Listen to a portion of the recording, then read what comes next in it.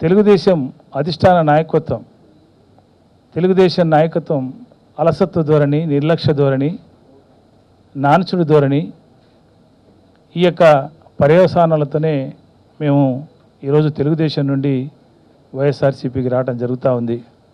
ముఖ్యంగా మా నంద్యాల నియోజకవర్గంలో ఎన్నో సమస్యలు ఉన్నాయి.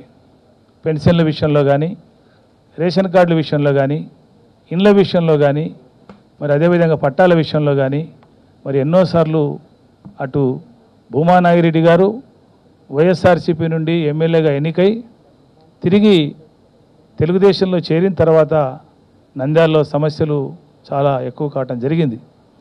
మరి ఆ రోజు మేము భూమా నాగిరెడ్డి గారు ఉన్నప్పుడు ఎన్నో సమస్యల మీద ఇద్దరం కూడా ఘర్షణ ధోరణిలో పోవడం జరిగింది. వర్గ విభేదాలతో మరి నియోజకవర్గంలో ఎప్పుడు కూడా నేననే పరిస్థితి కూడా కొనసాగింది. మరి ఆయన దురదృష్టవశాత్తు చనిపోయిన తర్వాత వాళ్ళ కూతురు మంత్రి గారు అయిన తర్వాత, అఖిలప్రియ గారు మంత్రి అయిన తర్వాత కూడా మరి అదే ధోరణి కొనసాగడం, ఏమాత్రము కౌన్సిలర్స్ని కానీ, మున్సిపల్ చైర్మన్ కానీ, గ్రామ నాయకులను కానీ, సర్పంచులను కానీ, ఎంపీటీసీలను కానీ, జెడ్పీటీసీలు కానీ, ఎంపీపీలు కానీ ఎవరిని కూడా పరిగణలోకి తీసుకోకుండా వాళ్ళ ఇష్టారాజ్యంగా మరి నియోజకవర్గానికి వచ్చినప్పుడు కనీస విషయం చెప్పటం కానీ, నియోజకవర్గ సమస్యలు ఉన్నప్పుడు దాన్ని చర్చించటం కానీ, కనీసం ప్రోటోకాల్ ప్రకారం ఓపెనింగ్స్ చేసినప్పుడు కౌన్సిలర్స్ని కానీ, మున్సిపల్ చైర్మన్ కానీ పిలిచిన దాఖలాలు లేవు.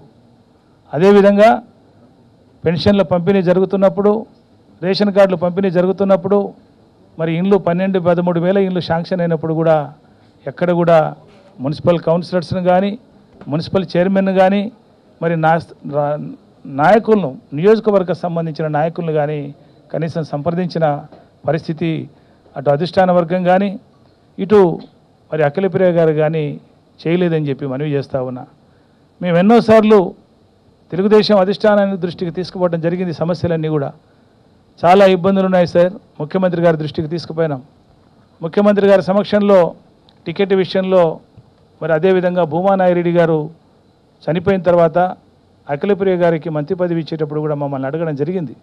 నన్ను మా తమ్ముడు చక్రపాణి రెడ్డి గారిని పిలిచి అడగడం జరిగింది. మేమిద్దరం కూడా ఏమాత్రం అభ్యంతరం చెప్పలేదు. తండ్రి చనిపోయినాడు కాబట్టి ఆ అమ్మాయికి ఇవ్వడం కూడా ధర్మం, మనం కూడా అగ్నేష్ చేయకూడదనే మీ ఇష్టం సార్, మీరు ఇస్తే మాకేం అభ్యంతరం లేదని కూడా చెప్పాం. ఆ రోజే ముఖ్యమంత్రి గారు కూడా ఆ అమ్మాయికి మంత్రి పదవి ఇస్తున్నాం కాబట్టి మీ తమ్మునికి మండలి చైర్మన్ ఇస్తాం, మరి కాంపెన్సేట్ చేస్తామని చెప్పినప్పుడు వాటి గురించి మాకేం ఇబ్బంది లేదు సార్, మీరు ఆ 2 కాంపెన్సేట్ చేస్తున్నారు, కానీ నంద్యాల నియోజకవర్గానికి సంబంధించిన టికెట్ విషయము మరి ఏంటి విషయం అని అడిగాం. ఏదో ఒకటి తేల్చమని అడిగినాం.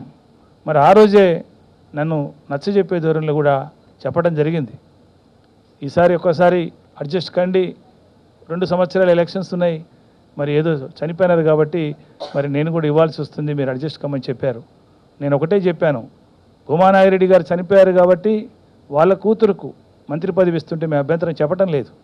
తిరిగి నియోజకవర్గంలో కూడా మరి వాళ్ళకే ఇస్తా అన్నప్పుడు తెలుగుదేశం నుండి అతి తక్కువ మెజార్టీలో ఓడిపోయి, అది కూడా శోభా నాగిరెడ్డి గారి మరణం వలన అతి తక్కువ మెజార్టీతో ఓడిపోవడం జరిగింది.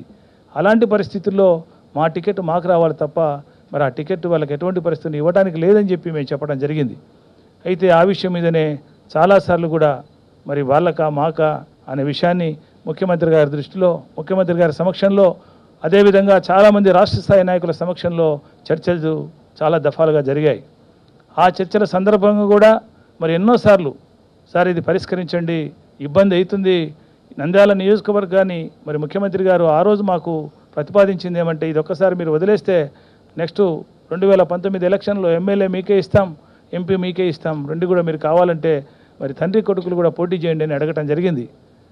నేను ఎంపీ కావాలా, ఎమ్మెల్యే కావాలని అడగటం లేదు సార్, నియోజకవర్గంలో మాకున్న ఇబ్బందులు, మాకున్న పరిస్థితులు, మా కేడర్ను మేము కాపాడుకోవాలి, కేడరు నాయకులను కాపాడుకోవాలి, మరి ఈ 2 కాపాడుకోలేకపోతే ఇబ్బంది అవుతుంది కాబట్టి తప్పకుండా ఎలక్షన్స్లో టికెట్ మాకే కావాలని అడిగినాం.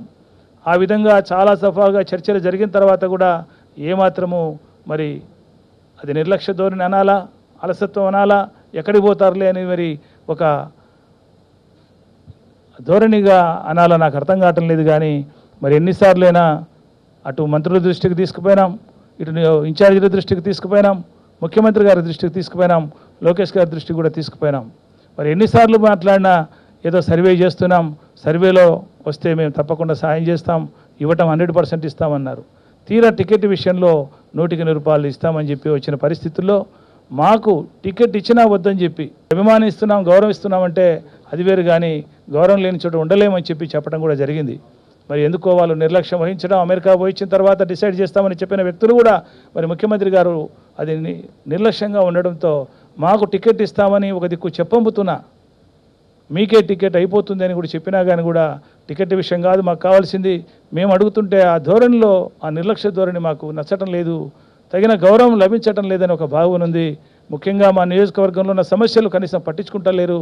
ఎన్నిసార్లు చెప్పినా అటు ఫరూక్ గారితో విభేదాలు, ఇటు ఎస్పీ రెడ్డి గారు కూడా మాకే టికెట్ ఇవ్వాలా, లేకపోతే కింద వాళ్ళకి టికెట్ ఇస్తే ఓడగొడతామని అటు ఎస్పీ రెడ్డి గారు, ఇటు ఫరూక్ గారు, అటు అఖిలప్రియ గారు స్టేట్మెంట్లు ఇస్తూ ఉంటే కనీసం ఎందుకు ఇస్తున్నారని కానీ, లేకుంటే మిమ్మల్ని పిలుస్తున్నాం మీరంతా ఒకసారి కూర్చొని మాట్లాడదామని కానీ కాకుండా మరి ఎవరితో పర్సనల్ విషయాలు లేకుంటే పర్సనల్గా మాట్లాడి మరి ఇంతవరకు తెంచకపోవడమే ఈ యొక్క నాంచుడు ధోరణి వల్లనే ఈరోజు ఈ పరిస్థితి ఉత్పన్నమైన విషయాన్ని మీకు మనవి చేస్తున్నా.